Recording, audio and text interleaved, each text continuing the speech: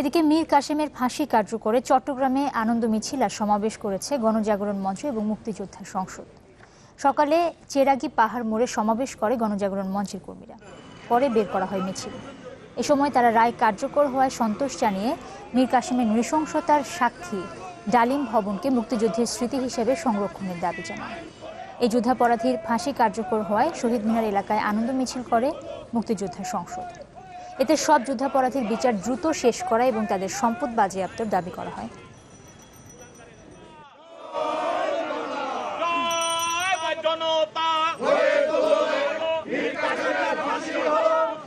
তার মতো একজন কুলাঙ্গারের এতদিন পরে যে ফাঁসি হয়েছে, আমরা আজকে স্বস্তি পাচ্ছি, আমরা আজকে আনন্দিত।